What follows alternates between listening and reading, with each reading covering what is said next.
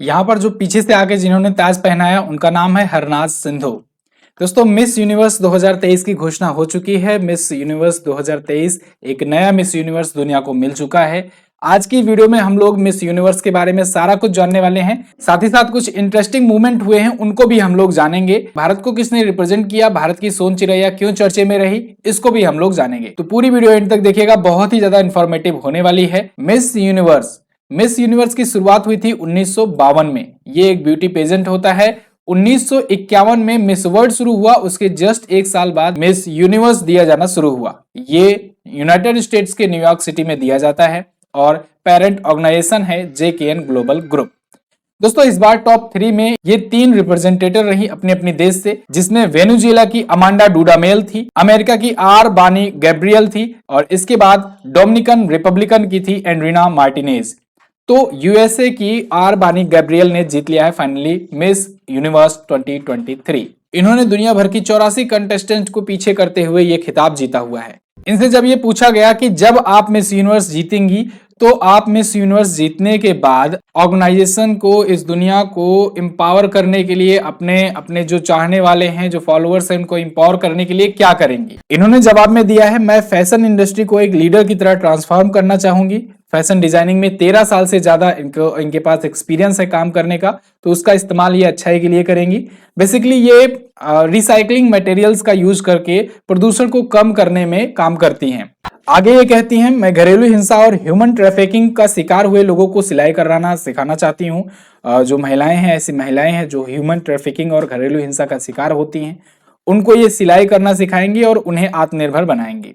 और ये ऐसा करती भी आई हैं पिछले कुछ सालों से। हमें दूसरों पर इन्वेस्ट करने की जरूरत है। हमें अपने यूनिक टैलेंट से समाज में परिवर्तन लाना होगा और इन्हें लगता है कि ये ऐसा कर सकती हैं। इनके इस जवाब की वजह से इनको फाइनली विनर चुना गया। ये पेशे से एक फैशन डिजाइनर हैं यूएसए में और इनको जो ताज पहनाया गया है वो 46 करोड़ का था, जिसमें हीरे और नीलम जड़े हुए थे। 993 स्टोन इसमें जड़े हुए बताए जाते हैं। नाउ अब हम लोग बात करेंगे कुछ ऐसे इंटरेस्टिंग और कुछ यूनिक ड्रेसेस की। देखो यहाँ पर इंडिया को जो रिप्रेजेंट करने गई थी, इनका नाम था दिविता राय। दिविता राय ये कर्नाटक की रहने वाली हैं और इन्होंने, हालांकि ये टॉप 5 में भी नहीं जगह बना पाई, टॉप 16 में ये सिलेक्ट हुई थी, लेकिन आगे ये बाहर हो गई।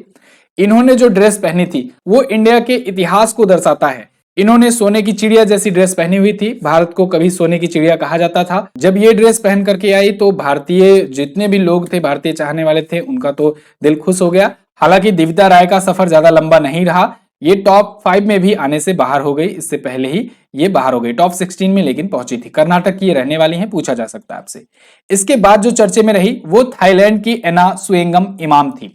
एना सुएंगम इमाम दोस्तों, ये सोडा टैब का जो कैन का जो ढक्कन होता है ना, उससे बना हुआ ड्रेस पहनी थी और इनका ड्रेस सबसे यूनिक रहा था।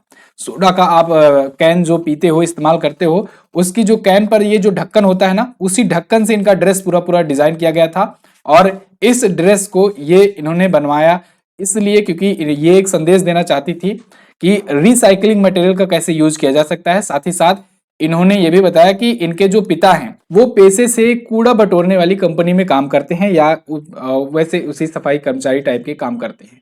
इनकी माता भी ऐसे ही कुछ फील्ड में है, तो इसको लेकर के ये रिप्रेजेंट कर रही थी और कहीं ना कहीं ये बहुत ज्यादा इमोशनल मोमेंट भी था। इसके बाद जो तीसरी ड्रेस जो सबसे ज्यादा चर्चे में रही वो रही माँ काली की।